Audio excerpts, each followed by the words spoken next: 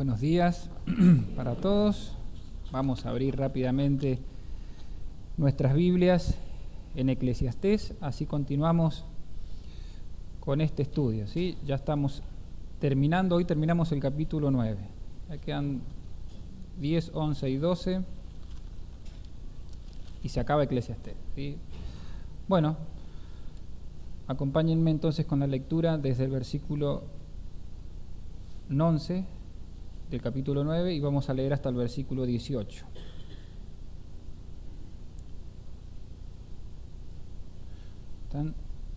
Dice así: Me volví y vi debajo del sol que ni es de los ligeros la carrera, ni la guerra de los fuertes, ni aun de los sabios el pan, ni de los prudentes las riquezas, ni de los elocuentes el favor, sino que tiempo y ocasión acontecen a todos. Porque el hombre tampoco conoce su tiempo, como los peces que son presos en la mala red, y como las aves que se enredan en lazo, así son enlazados los hijos de los hombres en el tiempo malo, cuando cae de repente sobre ellos. 13. También vi esta sabiduría debajo del sol, la cual me parece grande. Una pequeña ciudad y pocos hombres en ella, y viene contra ella un gran rey, y la asedia, y levanta contra ella grandes baluartes. Y se halla en ella un hombre pobre, sabio, el cual libra a la ciudad con su sabiduría, y nadie se acordaba de aquel hombre pobre. Entonces dije yo, mejor es la sabiduría que la fuerza, aunque la ciencia del pobre sea menospreciada, y no sean escuchadas sus palabras. 17.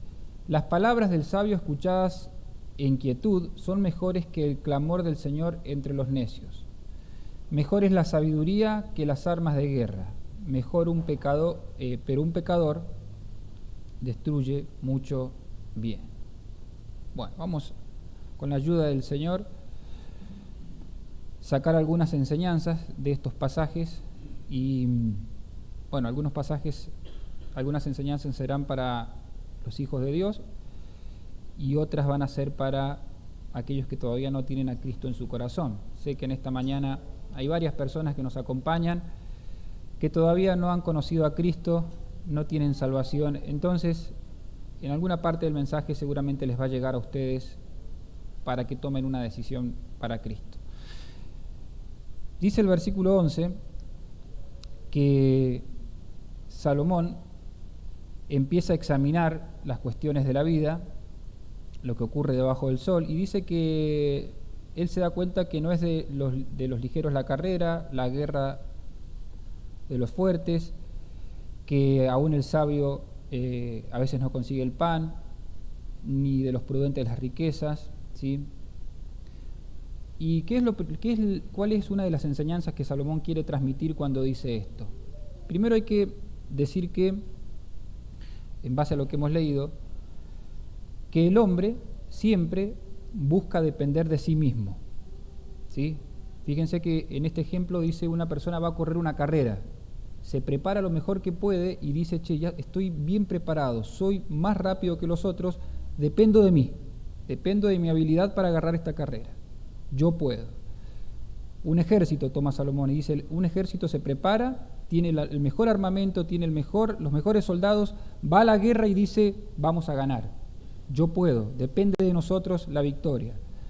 El sabio, dice Salomón, tiene que traer comida a su casa, para sus hijos, para su familia, y dice, bueno, depende de mí, yo tengo capacidad para traer el alimento a mi familia, yo puedo. Y una de las cosas que tiene la naturaleza humana, hay un orgullo que a veces es bueno, que dice yo puedo, dependo de mí para lograr las cosas. Y hay muchas personas que tienen este concepto en su interior, esta forma de pensar en su vida. No, yo puedo hacer esto, va a depender de mí y lo voy a lograr. Como dije, esto es bueno, tener esta forma de pensar en algunos aspectos es bueno porque hace que la persona pueda salir adelante en problemas. Si una persona está allí y dice yo no puedo y no puede hacer nada, se queda tirada al costado del camino y no sale adelante en la vida, ¿sí? Pero lo voy a enfocar en la parte espiritual, porque aquí es donde viene el problema. Y la forma de pensar que uno tiene hacia lo material, hacia lo externo, es la misma forma que uno casi siempre tiene hacia lo espiritual. Es decir, pensamos igual hacia lo externo, por lo tanto tiene el mismo pensamiento hacia lo interno, hacia lo espiritual. ¿Hacia dónde quiero ir? De que el hombre dice, yo puedo en las cosas externas, depende de mí. Y cuando analiza su interior, también dice, yo puedo tener comunión con Dios, depende de mí. Yo puedo estar bien con Dios, depende de mí. Yo puedo tener paz con Dios, todo depende de mí. Y es muy común esto, encontrarse con personas que pueden todo en lo externo y cuando les toca hablar de Dios dicen, también puedo con Dios. Yo me acerco a Dios cuando quiero, yo dependo de mí para acercarme a Dios. No dependo de ninguna iglesia, no dependo de ningún hombre. Es muy común ese pensamiento en la vida de las personas. Pero la realidad es que no hay ninguna persona que pueda por sí misma acercarse a Dios. No puede ninguna persona acercarse a Dios por sus propios medios. Hay un versículo muy conocido, muy lindo y muy importante que sienta las bases de la salvación, cómo obtener la salvación, y está en Efesios capítulo 2, versículo 8, donde el apóstol Pablo presenta que el hombre no puede hacer nada para ganar la salvación y estar en paz con Dios. Nosotros tenemos un gran problema con Dios. Y evidentemente todo hombre cuando muera quiere, si cree que hay un cielo, entrar al cielo. Y dice, bueno, si yo depende cómo me comportas, si depende de mí, voy a hacer lo mejor en esta tierra y entraré al cielo. Pero Efesios 2:8 tira esto y dice, porque por gracia somos salvos. ¿Qué es la gracia? Un regalo. Bien, un regalo, ¿sí? Porque un regalo. Si el texto llegara hasta ahí, porque por regalos son salvos, porque Dios les ha dado un regalo a ustedes, son salvos, y si el texto terminara ahí, y habría un problema, porque muchas veces los regalos los damos por compromiso, no estoy hablando tanto por compromiso, sino a un niño, se lo merece. Un regalo a veces lo damos porque se lo merece, y cuando una persona recibe un regalo porque se lo merece, y me lo dieron porque me lo merecí. Pero el texto no termina acá. Es decir, alguna persona podría llegar a decir, y bueno, Dios me va a salvar porque me lo merezco. Mirá la vida que he llevado, me merezco la salvación. Por eso Dios me ha regalado la salvación. Pero el texto continúa y dice, porque por gracia ustedes van a ser salvados por medio de la fe. Eso significa que la salvación solamente se toma creyendo. Y esto no de vosotros, no tiene nada que ver con ustedes, pues es un regalo de Dios. Esto no tiene nada que ver con ustedes. Al contrario, si tuviera que depender de ustedes, la salvación no se le daría a ninguna persona. Y fíjense cómo continúa. No por obras, para que nadie se jacte. Volvamos a lo que Salomón está diciendo. Una persona se prepara para una carrera, va, gana la carrera, se enorgullece. Me preparé, gané por mis esfuerzos. Y es verdad. Va a un ejército, se prepara lo mejor posible, gana la guerra y dice las coronas, las medallas. ¿Por qué? Porque se merecen la gloria, porque fue por causa de ellos que obtuvieron la victoria. O pensemos en el ejemplo más sencillo, una persona logra traer el pan todos los días a su casa, logra prosperar económicamente, logra hacer de que su vida sea en buen sentido muy cómoda y dice, esto lo he logrado yo con mi esfuerzo, ¿sí? Pero en cuanto a la salvación, no puede haber nada que se parezca a lo que he mencionado. Por eso dice aquí la Escritura que la salvación se obtiene no por ninguna obra, para que ninguna persona pueda gloriarse. Como siempre decimos, y una linda expresión, cuando una persona entre al cielo, nunca va a entrar sacando pecho diciendo que ha ganado ese lugar, porque evidentemente nunca va a haber nada en las personas que puedan hacer que ganen el favor de Dios. Primer punto entonces de esta mañana es que el hombre siempre busca depender de sí mismo. La famosa frase yo puedo. Pero cuando uno quiere acercarse a Dios y quiere recibir la salvación de Dios, tiene que decir no puedo, la tengo que recibir por gracia, solamente por gracia, solamente por gracia. Y es una de las cosas que más le cuesta entender al corazón humano, que no puede ganar la salvación. que no puede ganar la salvación, porque la tendencia del ser humano es decir, sí, ¿cómo Dios no me va a aceptar por mis obras? ¿Cómo Dios no me va a aceptar por lo que yo he hecho? Y la realidad es que el hombre no puede, ¿sí? No puede aceptar, no puede ganar. Es puramente por gracia que se recibe la salvación. Continúa diciendo, versículo 11 de Eclesiastés. La parte final es muy interesante cómo termina Salomón ese versículo. Dice, sino que tiempo y ocasión suceden a todos. Suceden a todos. Esa frase, ¿sí?, lo que significa es que los resultados de las cosas de la vida no siempre están garantizados. A veces uno tiene expectativas para las cosas, pero no siempre sale como uno quiere. Por eso Salomón acá dice, cuando empieza ese versículo, dice que el corredor se puede preparar para la carrera lo mejor que pueda, pero capaz que no gane. El ejército puede ir con lo mejor que tiene a la guerra, pero capaz que pierda. Y a veces uno puede esforzarse con un trabajo y capaz que no tiene lo suficiente para comer o no tiene... ¿Por qué? Porque lo que está queriendo decir Salomón acá es que a veces la realidad de la vida bajo el sol no siempre se da como uno espera. No siempre se da como uno espera. Y aún en los hijos de Dios tenemos que aceptar que a veces las expectativas no se dan como uno quiso. Le hubiera gustado que fuera así y así y así, pero la cuestión se dio de otra forma. Y hay algo que hay que aprender en la vida, es que no siempre las cosas se dan como uno quisiera. Uno puede planificar, puede programar, puede orar, puede cumplir y estar en comunión con Dios. Y las cosas no se dieron como uno había querido, ¿sí? Hay que entender eso también, hay que ser sabio para entender eso. Hay cosas bajo el sol que van a suceder en contra de nuestras expectativas. Aún la mejor planificación, la mejor habilidad, no pueden garantizar el éxito. ¿Se acuerdan de ese proverbio de 28, el proverbio 21:31? Dice el proverbio 21:31 que el caballo, una figura, se prepara para ir al día de la batalla. Bien, se ha preparado, como todos nos tenemos que preparar, pero es de Dios que venga la victoria. Más, es de Jehová, ese es el que da la victoria. Hay un factor en la vida que depende todo de Dios, absolutamente de Dios. Podemos poner todo lo mejor de nuestra parte, pero hay un factor en la vida que depende exclusivamente de la soberana voluntad de Dios, que a veces no tiene nada que ver con nuestro comportamiento, no tiene nada que ver con nuestras decisiones, es pura y absoluta soberanía de Dios en las cuestiones, ¿sí? Pero estoy hablando un poco bajo el sol, que me quiero referir a las cuestiones bajo el sol, cosas cotidianas de la vida, cosas cotidianas de la vida. Quería este trabajo, no se dio otro, quería que esta situación fuera de una forma, no se dio de otra forma, y hay que aprender a sobrevivir con eso, hay que aprender a llevar eso, no podemos frustrarnos en la vida porque las cosas no se dieron. Intenté por acá, bueno, no se dio, fui por otro lado. Eso es lo que quiere decir Salomón cuando dice que tiempo y ocasión acontecen a todos. Lo voy a extrapolar un poco a la parte espiritual. Debajo del cielo para acá no hay garantías. ¿Está bien? No hay garantías de nada.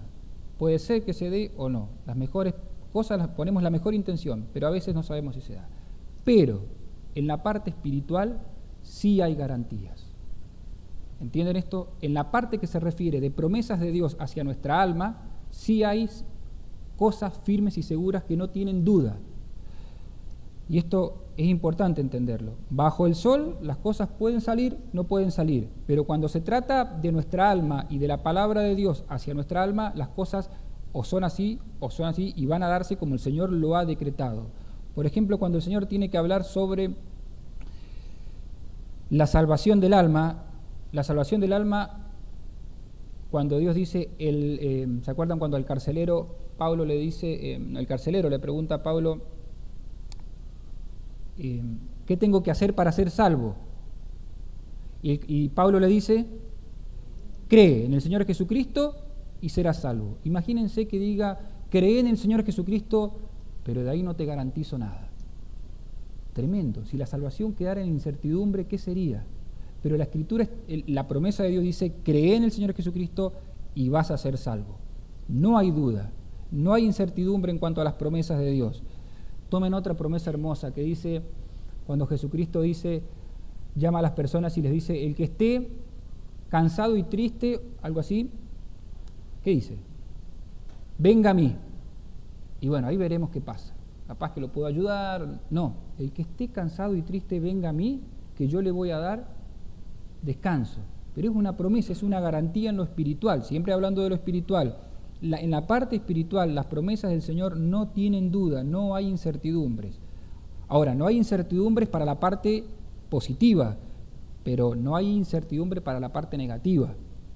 Porque la Escritura también dice que el que no cree es condenado. Y eso también es cierto y eso también es seguro, que la persona que rechace la salvación no puede decir, bueno, yo rechacé a Dios aquí en la tierra y a Jesucristo, veamos cómo me va en el cielo. Te va a ir mal. Primero que no vas a llegar. El que rechaza a Cristo aquí en vida, le va a ir mal en la eternidad. Eso es certidumbre, eso es seguridad. No hay ninguna persona que rechace a Jesucristo que pueda tener acceso al cielo y tener acceso a la eternidad. Solamente se tiene acceso a la eternidad con Dios habiendo recibido a Cristo, ¿sí? En la parte espiritual hay garantías, hay seguridades y hay resultados fijos que dependen de las promesas de Dios. No como del cielo para abajo, que como recién dije, hay cosas que, bueno, se pueden dar, no se pueden dar, y dependen de muchas cosas, y que finalmente depende de la voluntad del Señor en algunos aspectos. Continuamos, versículo 12 dice, porque siguiendo un poco con lo que, porque el hombre tampoco sabe su tiempo, como los peces que son presos en la mala red, y como los aves que se enredan en lazo, así son enlazados los hijos de los hombres en tiempo malo, cuando cae de repente sobre ellos. Lo que está diciendo este texto es que cuando habla de tiempo, está hablando del tiempo de la muerte. Lo ha explicado varias veces Gabriel, de que el tiempo de la muerte, el día de la muerte, es una incertidumbre, no sabemos cuándo va a llegar, pero no sabemos cuánto, 10, 15, 20 años, un par de días, pero no sabemos. Así como un ave, dice, de repente está feliz y come y de repente le cayó la red, hasta ahí llegó su tiempo. Bueno, así el hombre puede ir por la vida, feliz, en buena salud, todo bien, y ocurre algo en la vida que le lleva al mal tiempo, como estamos explicando, tiempo de la muerte. Pero me llamaba la atención lo que decía Salomón cuando empieza. El hombre tampoco conoce su tiempo. El hombre tampoco conoce. Y bueno, no conocemos el día de nuestra muerte y hay un montón de otras cosas que no conocemos. El hombre no sabe. El hombre no sabe. Pero sí hay cosas que sí sabemos. Sí hay cosas, volviendo un poco con el hilo anterior, que sí conocemos realmente. Hay cosas que el cristiano sí conoce, sí tiene seguridad y las conoce muy bien. Por ejemplo, en 2 Corintios 5.1, dice este hermoso texto de 2 Corintios 5.1, decía el apóstol Pablo, porque sabemos que si nuestra morada terrestre, este cuerpo, este tabernáculo, se deshiciere, tenemos, dice el apóstol Pablo, de Dios un edificio, una casa no hecha de manos, eterna en los cielos. Sabemos. No sabemos cuándo llegará el día de nuestra muerte, pero no importa. Lo que sí sabemos es que cuando esta parte, este cuerpo terrenal se deshiciere, hay una morada en los cielos. Lo sabemos. Concretamente lo creemos.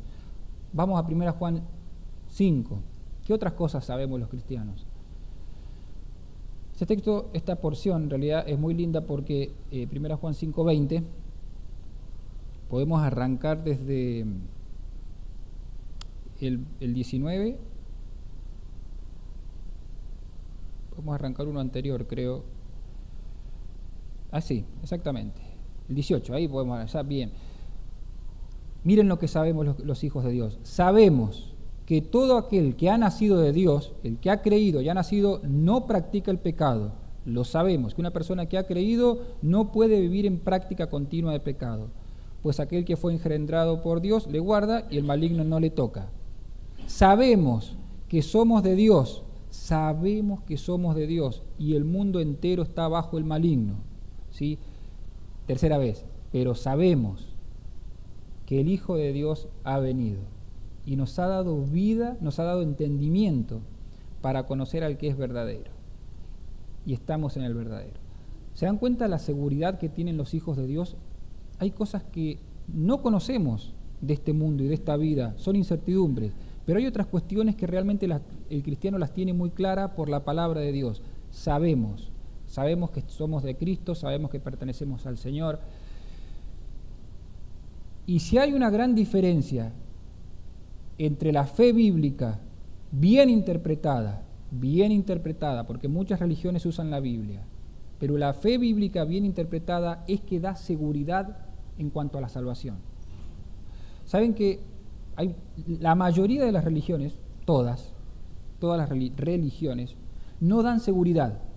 Los testigos de Jehová dicen, primero que los testigos de Jehová dicen, bueno, hay 144.000 que son los únicos que van a llegar al cielo. El resto no sabemos. Nos tendremos que portar bien, hacer lo mejor que podamos, pero no hay garantías de... Eso dice la religión. Tomen cualquier religión del mundo y cualquier religión del mundo va a decir, depende de ustedes, compórtense bien y después va a depender de ese ser superior que los acepte. Eso dice la religión. Pero el verdadero cristianismo, la fe bíblica dice, si vos creés, tené por cierto, por seguro que perteneces a Dios, que sos del Señor. La fe, solo la fe da verdadera seguridad, ¿sí? Y después, evidentemente, cuando uno tiene la fe, empieza a vivir una vida distinta, una vida que no practica el pecado, pero no hace eso para ganarse el cielo, sino porque sabe que tiene el Señor.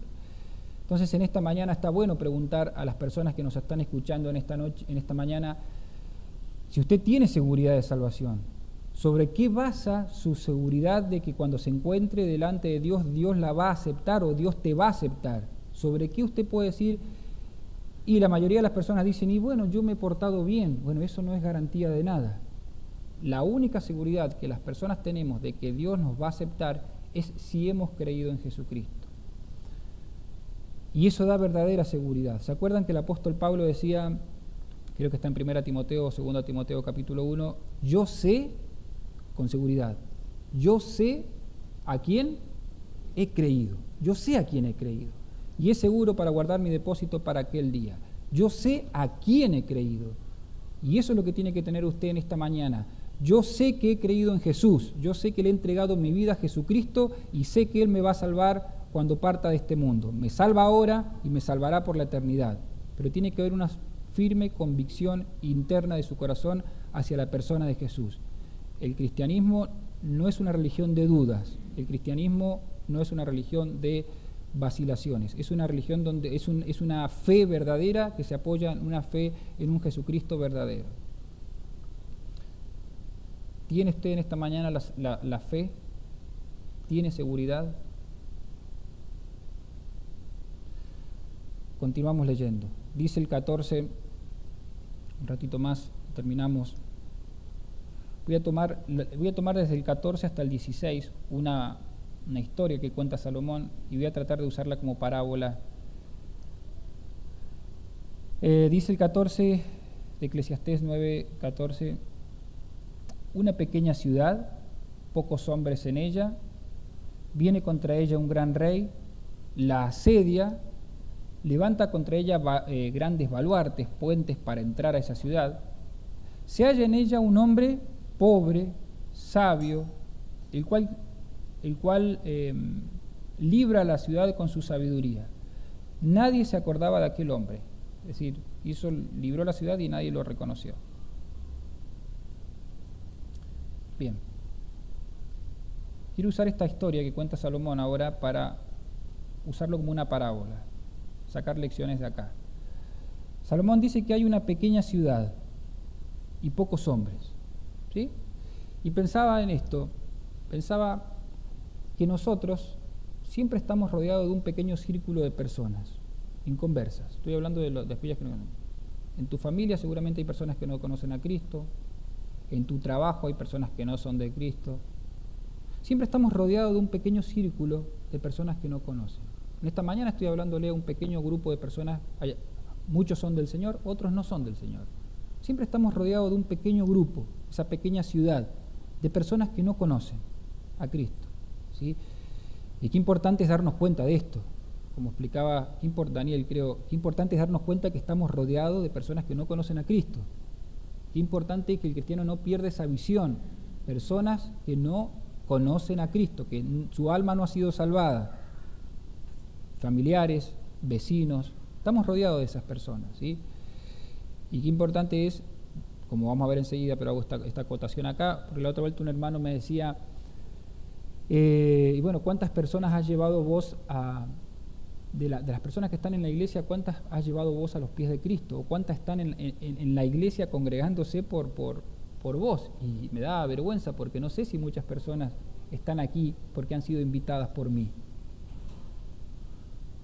Entonces, estamos rodeados de un pequeño grupo de personas, siempre, ¿sí? Que no conocen a Cristo.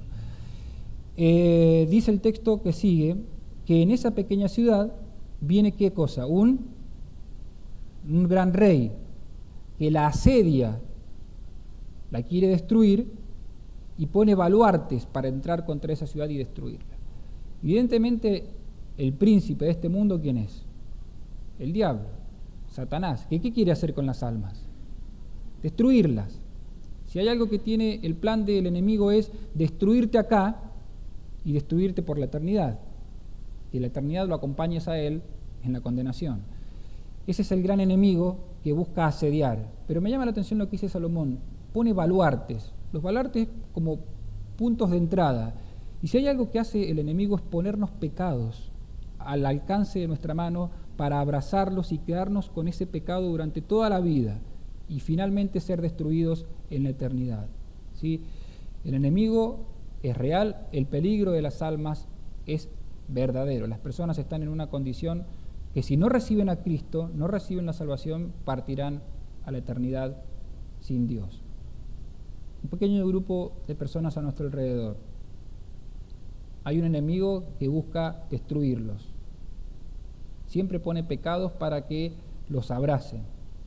Siempre pone distracciones para que se entretengan y finalmente nunca encuentren la verdad. Versículo 15 dice, hay un hombre. ¿Cómo es ese hombre? Tiene dos características. Pobre y sabio. Ese es el cristiano. Ese es el cristiano que está allí. Primeramente hablemos de pobre. No está hablando de pobre en el sentido económico, o sea, no lo vamos a tomar en el sentido económico, porque el cristiano no necesita de grandes virtudes de este mundo para predicar el Evangelio. No tenemos que ser grandes reconocidos. No necesitamos ni siquiera las riquezas materiales para predicar el Evangelio. No necesitamos ser exitosos para predicar el Evangelio. Al contrario, el cristiano casi siempre va a ser despreciado por el mundo. Existen cristianos exitosos para el mundo, pero serán algunas personas que han sido de renombre, pero la mayoría de los cristianos pasamos desapercibidos. Y tiene que ser así, en un sentido, porque no estamos para acá para ganar gloria en ningún aspecto. Una persona pobre en ese aspecto. El cristiano en ese aspecto es pobre, ¿sí? No necesita de grandes virtudes, no tiene grandes aspectos, ¿sí? que lo destaquen. Pero sí posee una cosa, es sabio. Y sabio, acá lo que está haciendo referencia, o a lo que lo quiero llevar yo, es que posee el Evangelio. El cristiano, está bien, es una persona sencilla, pero en su interior ha creído y posee un arma tremendamente poderosa que es el Evangelio, la ciencia de la ciencia. Y el Evangelio sí que es sabiduría de Dios, como dice la Escritura, sabiduría profunda, sabiduría inalcanzable, sabiduría que la puede entender un niño, pero por sobre todo es sabiduría que puede ser compartida. Y este hombre, pobre y sabio, dice que libra a la ciudad gracias a su fuerza. No, ¿gracias a qué? A su sabiduría. Lo dice el texto. Y aquí, hermanos, es donde tenemos que de vuelta tomar en serio el Evangelio, porque el Evangelio es la única arma que puede librar a las personas de la condenación, ¿sí?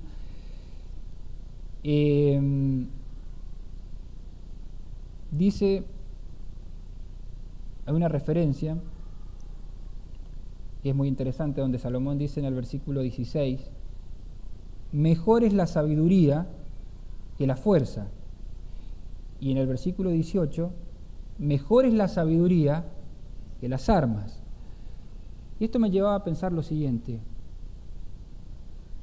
lo mejor que tenemos es el Evangelio para ayudar a las personas. Lo mejor, la arma más poderosa para poder sacar a las personas de la esclavitud de pecado, para poder sacar a las personas de esclavitud de depresión, para poder ayudar a las personas en depresión, para poder ayudar cualquier situación del alma y de la mente, del corazón, es el Evangelio. Es lo mejor que tenemos. Miren, si hay una persona que está enferma, una enfermedad en el cuerpo, ¿qué necesita? ¿Necesita un consejo? ¿Necesita un consejo? Un medicamento, vamos. Necesita un medicamento. El medicamento justo, adecuado, que lo saque de esa situación. Si hay una persona que está pasando hambre, ¿sí? Como acá hay hermanos que están recorriendo las calles y encuentran a personas con hambre, y yo voy con... ¿Qué necesita? Comida. La comida lo va a sacar de ahí, lo va a sacar en ese momento le va a dar fuerza, lo va porque... Comida. Un pecador, ¿qué necesita? El Evangelio. El Evangelio, eso hay que entenderlo. El pecador necesita el Evangelio, así como el que tiene hambre necesita comida, el que está enfermo necesita un remedio, el pecador necesita el Evangelio. El glorioso Evangelio, que si es predicado con poder, si es predicado por la iglesia con poder, si es predicado como tiene que ser, va a lograr los resultados que este hombre obtuvo, ¿sí? Algo de resultados va a lograr. En este caso el hombre dice que libró la ciudad. Pero también dice el verso 16, para no perder la perspectiva de la cuestión, aunque la ciencia del pobre sea menospreciada y no sean escuchadas sus palabras. Anoche estábamos escuchando un mensaje muy lindo, sobre el hijo pródigo. Y estábamos todos, a esa historia a mí me encanta, ¿sí? Y estaba atento escuchando la historia, veía a los chicos cómo estaban escuchando la historia del hijo pródigo, atentos ahí escuchando, pero miro a mi alrededor y habían dos que estaban con el celular. No les interesaba, para nada. Estaban distraídos en cualquier cosa.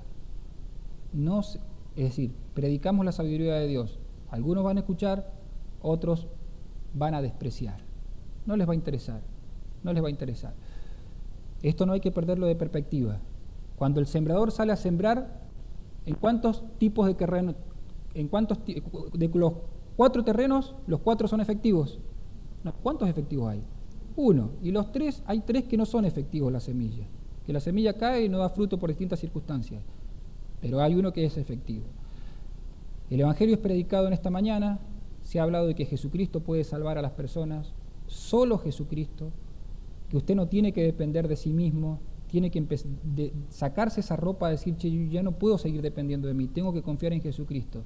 Hay personas que lo creen con todo su corazón y dicen, esto es verdad, lo que se está predicando en esta mañana es verdad, y hay otros que van a decir, no, esto no es verdad o no me interesa, lo que le pasó a este hombre, ¿sí?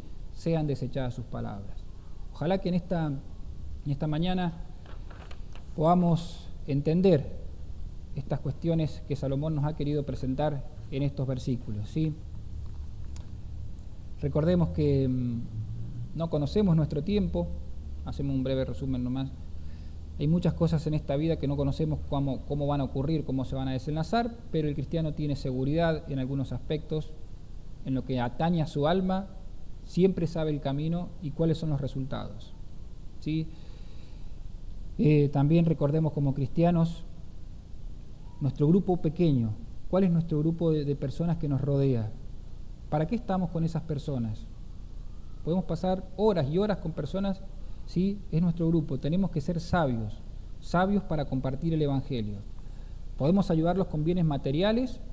Sí. ¿Podemos ayudarlos con bienes? Sí. Pero lo único que lo va a salvar es el Evangelio. Es lo único que salva a las personas es la predicación del Evangelio. La fe que escucha el Evangelio y cree, y se produce el nuevo nacimiento, ¿sí? Amén.